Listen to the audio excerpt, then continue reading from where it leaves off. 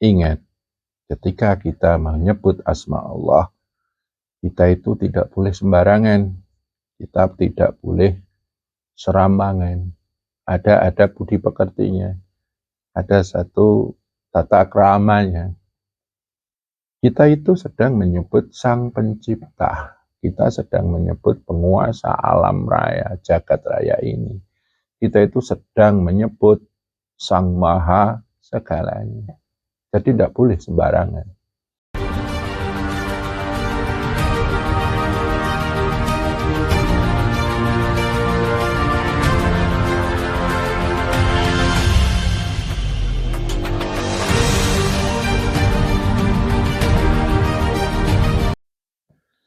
Assalamualaikum, saudaraku. Salam kehusukan. Kita, para pelaku zikir, kadangkala menemui suatu keadaan di mana kita merasa sudah banyak berzikir, sering berzikir, tapi kok efeknya tidak maksimal. Belum merasakan nikmatnya berzikir, belum merasakan efek-efek berzikir, dan belum menemukan sensasi-sensasi yang maksimal dalam zikir kita. Dan akhirnya kita bosan dan malas. Saudara-saudara yang dirahmati oleh Allah, sesungguhnya ketika kita berzikir ada satu faktor yang harus benar-benar kita pegang. Dan banyak sekali faktor itu. Faktor yang pertama adalah istiqomah. Yang kedua adalah kepasrahan atau tawakal. Dan pada saat ini mungkin saya akan mencoba mengulas bagaimana sih zikir yang istiqomah itu. Sebelum kita memaknai bahwa istiqomah itu selalu diragukan dengan rutin, habis sholat rutin 5 kali, terus tiap malam rutin, itu juga namanya istiqomah. Kita tiap hari berzikir dan berzikir, kita rutinkan dan jadwalnya pun betul-betul kita maksimalkan. Itu juga namanya istiqomah. Tapi ada satu istiqomah yang benar-benar sering kita lupa, yaitu istiqomah ketika kita berzikir, saat zikir. Kalau yang saya sebut tadi adalah istiqomah dalam waktu atau penjadwalan zikir atau repetisi kuantitas dalam kita berzikir. Yang namanya istiqomah dalam berzikir itu adalah istiqomah saat kita berzikir. Bagaimana itu? Contohnya, yang namanya zikrullah, zikir, menyebut asma Allah, itu kita harus benar-benar istiqomah. Apa yang harus kita istiqomahkan? Kadang kita sering lupa bahwa kita itu ketika menyebut asma Allah adalah sedang menyebut Tuhan kita. Tuhan yang menciptakan alam semesta dan Tuhan yang menciptakan semesta pribadi kita. Sering kita sembarangan. Jadi kita mengucap lafaz tauhid atau mengucap nama Allah, melafadzkan asma Allah itu kadang-kadang seperti latah, tidak sadar kalau kita sedang menyebut asma Allah. Padahal itu benar-benar harus istiqomah. Istiqomah itu bisa dimaknai lurus, tegak, atau tetap. Jadi harus bagaimana? Ingat, ketika kita menyebut asma Allah, kita itu tidak boleh sembarangan. Kita tidak boleh serampangan. Ada budi pekertinya. Ada satu tata keramanya. Kita itu sedang menyebut Sang Pencipta. kita sedang menyebut penguasa alam raya, jagat raya ini. Kita itu sedang menyebut Sang Maha segalanya. Jadi tidak boleh sembarangan. Istiqomah di situ, istiqomah dalam pelafatan ini benar-benar harus sadar. Yang istiqomah adalah kesadaran kita, aku sedang mengucapkan lafaz Allah. Aku sedang menyebut nama Tuhanku, menyebut nama sesembahanku, sesembahan semesta alam, Tuhan semesta alam. Jadi tidak boleh sembarangan. Kita benar-benar sadar sedang menyebut siapa. Ketika menyebut asma Allah itu karena kita sadar, maka kita harus berbudi pekerti, benar-benar tidak boleh sembarangan. Itu namanya istiqomah dalam pelafatan. Yang kedua pemaknaan, ya makna bahwa kita menyebut asma Allah itu sedang menyebut Sang Maha, Maha segalanya itu, maknanya seperti itu. Kemudian baru kita resapi, kita hayati dan kita jiwai. Itulah istiqomah dalam lafaz dan makna dari zikrullah tadi. Yang sering terjadi adalah yang istiqomah adalah keinginan kita, kemauan kita, dan itu justru meruntuhkan makna dari zikir tersebut. Contohnya gimana? Karena kita ingin merasakan sensasi dalam berzikir, kita mengucapkan lafaz Allah dalam hati. Dalam kedalaman pikiran kita bertanya, kok tidak ada efeknya ya? Berarti kita mengucapkan lafaz Allah itu yang kita cari efeknya.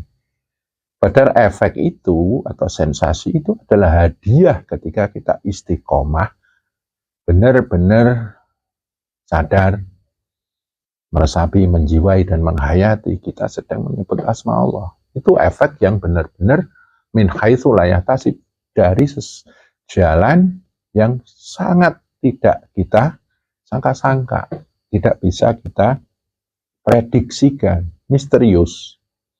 Nih, banyak sekali. Karena ingin ketika berzikir, ingin fokus, ingin konsentrasi. Akhirnya ya dia yang istiqomah, keinginan untuk fokus dan konsentrasi itu. Atau mungkin karena ingin ketika menyebut asma Allah, dia ingin tajam, melihat hal-hal yang gaib. Nah itu, yang tegak adalah nafsu keinginannya. Al-ahwa, hawa nafsu yang mengikuti kita berzikir. Istiqomah saja dengan pelafatan dan pemaknaan lafaz zikir itu. Allah, Allah, Allah. Disitulah kita akan menemukan yang namanya mudhul zikri. Mudhul itu namanya sum-sum, zikir. Sum-sumnya berzikir, ruhnya zikir. Kalau ibadah, az-zikru mudhul ibadah, bahwa zikir itu adalah sum-sumnya ibadah. Zikir di situ dimaknai adalah benar-benar sadar Allah. Sum-sumnya zikir pun sadar Allah. Seperti itu, saudaraku. Sudahkah kita benar-benar sadar kita sedang mengucap apa, maknanya apa, dan seterusnya baru bisa resapi dan jiwai dan hayat, dan kita bisa menghayati dengan maksimal. Masing-masing lafaz zikir itu ada hakikatnya sendiri-sendiri, ada maknanya sendiri-sendiri. Kita menyebut Allah, Allah, Allah, berarti kita sedang menyebut asma Tuhan. Itu harus benar-benar kita pegang. Kemudian puja-puji. Dalam puja-puji kita mengucapkan subhanallah. Kita harus benar-benar sadar bahwa kita ini sedang memuja kesucian Allah. Subhanallah. Diri kita harus sepakat betul bahwa kita sedang memuja dan memuji kesuciannya Allah. Masuklah dalam dimensi kesucian Tuhan itu. Dalam dimensi sifat bahwa Allah itu maha suci. Itulah makna dari subhanallah. Sumsumnya dari lafadz subhanallah. Mudhulnya lafadz subhanallah. Roh dari lafadz subhanallah itu bahwa kita sedang memuja dan memuji kesucian Allah. Tidak boleh yang lain-lain. Berarti itulah istiqomah dalam tasbih subhanallah. Begitu juga alhamdulillah, tahmid. Kita benar-benar masuk dalam dimensi sifat Allah yang maha terpuji. Sepakat dari zahir, batin, cipta, rasa, karsa, dari semua unsur kita benar-benar masuk dalam dimensi keterpujian Tuhan. Baru di situ kita bisa meresapi, menghayati, menjiwai. Dan akhirnya kita bisa benar-benar mendapatkan asar atau efek dalam kita berzikir. Alhamdulillah, itu ruhnya adalah segala puji bagi Allah itu harus kita pegang dengan istiqomah, kita tegakkan dan kita luruskan. Selanjutnya adalah Allahu Akbar. Maknanya Allah Maha Besar. Sebuah lafaz takbir. Takbir bermakna mengagungkan Tuhan. Bahwa Allah itu Maha Agung. Kita harus benar-benar sadar, meresapi, menjiwai, menghayati. Masuk dalam dimensi sifatullah yang Maha Agung itu. Dan kita tegakkan, kita luruskan benar-benar dalam kita bertakbir itu meniti siratal mustaqim, jalan yang lurus masuk dalam dimensi keagungan Allah. Selanjutnya istighfar, astagfirullahaladzim. Itu maknanya apa? Istighfar, ngalap ampunan, bahwa Allah itu maha mengampuni. Kita masuk dalam dimensi itu. Kemudian la haula wala quwata illa billah, bahwa tidak ada daya dan kekuatan, tidak ada daya kuasa kecuali milik Allah. Kita harus benar-benar menjiwai, menghayati dan meresapi demi untuk mengistiqomahkan pelafatan, pemaknaan, dan kita benar-benar sadar kita itu sedang berzikir, kemudian bertahmid, tahlil, atau tasbih, atau istighfar, atau apa. Kita benar-benar harus istiqomah dalam pelafatan, pemaknaan, penjiwaan, penghayatan, dan peresapan itu tadi. Jangan sampai kita tertuju atau terpaku pada tujuan-tujuan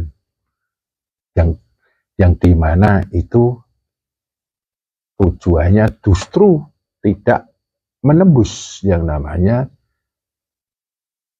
ruh dari pelafatan zikir tersebut. Kita zikir malah yang dipikir, kok nggak dapat apa-apa ya, kok nggak merasakan apa-apa ya, kok nggak ada efeknya ya, kok saya zikir cuman gini-gini aja ya. Karena zikir kita bukan benar-benar zikir, itu baru pelafatan. Ketika kita melafatkan zikir kayak orang latah, tidak terkendali, dan itu benar-benar kayak burung berkicau. Nih, jadi manusia itu punya kesadaran dari apa yang dia ucapkan, kesadaran dari makna ucapan tersebut, kemudian diresapi, dihayati, dan dijiwai. Itu baru kita disebut orang yang sedang berzikir. Saudara-saudara yang saya muliakan, makanya banyak sekali orang-orang akhirnya ketika dia berzikir, istiqomah itu ya cuman katanya kalau sering dilakukan, terus berulang-ulang, itu benar. Tapi istiqomah dalam saat zikir itu, istiqomah dalam kesadaran, persamaan, penjiwaan, dan penghayatan itu benar-benar harus ditegakkan. Ketika belum, ya yang lain nanti yang akan masuk. Saudara-saudara yang saya muliakan, coba gak usah mikir efek zikir, gak usah terpengaruh, oh dia berzikir kok bisa lihat ini, lihat ini, lihat ini, merasakan ini, itu, dia menemukan sensasi begini dan begitu. Gak usah dipikir. Itu bukan kuasa kita, itu hakullah. Ketika kita benar-benar istiqomah, tegak dalam berzikir, itu semuanya adalah hadiah dari Allah, atau istilahnya warid. Hadiah ini akhirnya memunculkan hidayah. Dan kalau kita benar-benar istiqomah dalam lafaz, makna, penjiwaan, peresapan, dan penghayatan itu, yang pertama, kita bisa menikmati zikir itu. Kita benar-benar bisa masuk dalam lautan rasa, lautan penghayatan, lautan penjiwaan, dan lautan makna zikir tersebut.